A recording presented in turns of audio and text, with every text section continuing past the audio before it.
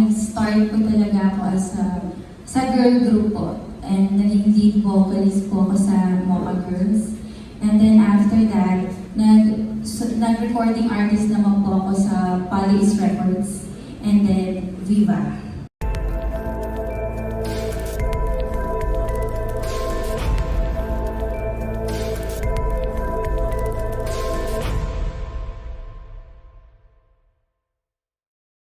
Can you tell us more yung tungkol sa inyo, para mas makilala namin kayo? Ako naman po, nag-start po talaga ako sa girl group po. And naging lead vocalist po ako sa Mocha Girls. And then after that, nag-recording artist naman po ako sa Poly's Records. And then Viva. Ayun po. I think the last time I saw you was sa launch ng single mo sa Police, yung by Mr. Disco. Hello po, yes po. That was last year yata. So, what happened? How did you become a sexy actress na or decide to become one? Oh my God.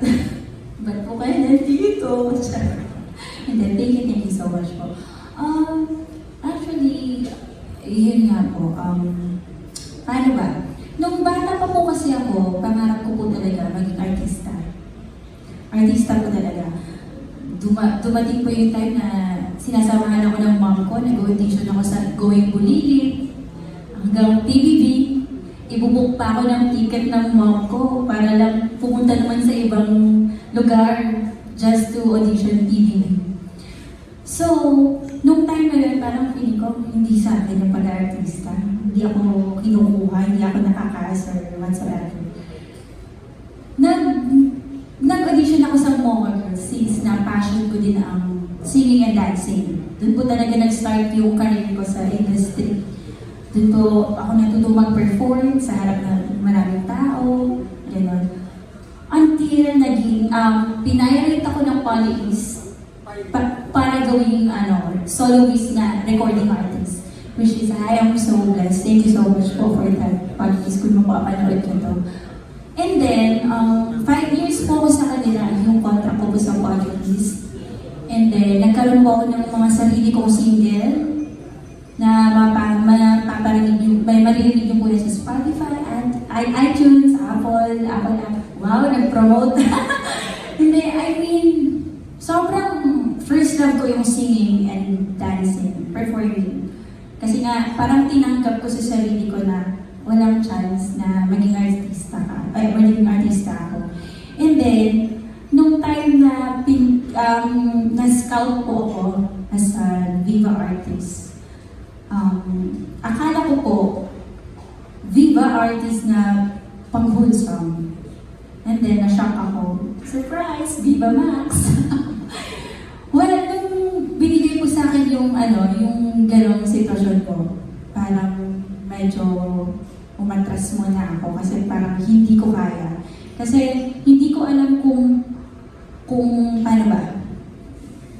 Gusto ko sabihin na nice way, but hindi ko alam kasi kung ma-offend ako or hindi. Para offeran ng gano'n. I just want to be honest here. Kasi parang may talent po. Parang alam ko po sa sarili ko na may kaya akong gawin na I can sing, I can dance, gano'n po. And then, yung offer sa akin is Viva Max. So parang na-shock ako na, paano ba? Parang, Na doon ka ilalagay. yeah, parang sobrang malaking step siya for me. But parang nasagot na lang din ni Lord na kailangan kong daanan yung challenge na yun. Kasi I remember kasi before, yun talaga yung pangarap ko, maging artista. And then ngayon siya nabigay. And for me kasi, sa dami ng career na dinaanan ko, nag-singer, dancer, tapos nag-soloist, parang hindi ko kayang iwan na lang yung career ko na sa Poly's po kasi medyo nawalan po ako ng gana sa sarili ko po kasi parang feeling ko parang walang nangyayari sa akin. Ilang taon na akong nagsastrive. And then, ayun po, binigay sa akin to, parang tinanggap ko siya talaga kasi as an only only child po kasi ako. Parang as an only child na adult, parang I cannot afford to fail po kasi. Parang I don't have a backup. Kasi I am the backup. So, parang, ano po, may tiwala ako sa sarili ko na may mapupuntahan ako someday. And nagtitiwala po ako sa manager ko, kay Sir John, kay Miss Rina. Hello po. Nagtitiwala po ako sa kanila na I'm in a right hand po. Ayan po. Sipin mo na lang, madami din naman tayong mga actors na nagsimula sa genre na ganito. For example, si Jackie Gusto. Yes, po.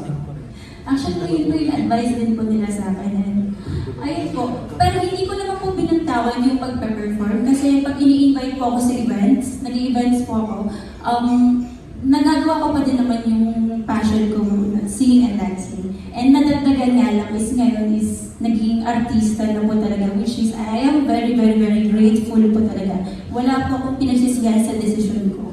Ayun po. Thank you. Since sexy ang tema ng mga movie nyo sa Viva Max, kung sakaling marinig nyo na babansagan o tatawagin kayo na Volstar or Rubadera, ano mapipil ninyo? Oh.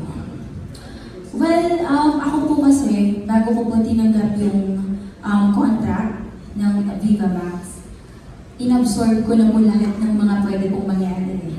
Yung bashers, yung mga negatrons, lahat po yan parang in-imagine ko na bago ko pa po pirmahin yung contract. So, parang na-ready na din po ako sa mga, parang nasanay na din po ako sa bashers since nagaling po ako sa Mocha Girls. Alam niyo naman po yung Mocha Girls, marami din po kami mga bashers since na sexy girl group po siya. And feeling ko, yun yung naging stepping stone ko sa mga bashers na natanggap ko. Kasi ngayon parang wala na lang po siya sa akin. Parang, okay. Sanay na po, sanay na po. Siyempre sasabihin nyo, yung pag-ubad, laging jump start lang sa pag-aartista. Usually ganun na sabi. Kung sakali na mabigyan kayo ng pagkakataon na gumawa ng hindi sexy, ano talaga yung dream role nyo? Ano talaga yung dream role nyo? Rom-com or comedy po. Shara pa lang sorry. Zara po. Zara. Yes po. Ayun po, rom-com or comedy. Kasi sa totoong buhay po, makulit po talaga ako. Ano ko, funny, gano'n. Nagpapanggap lang po ako ngayon dito sa harap na maging mahinig. Lalo na andyan po yung manager ko. Ayun po, yung iba ko. Comedy po.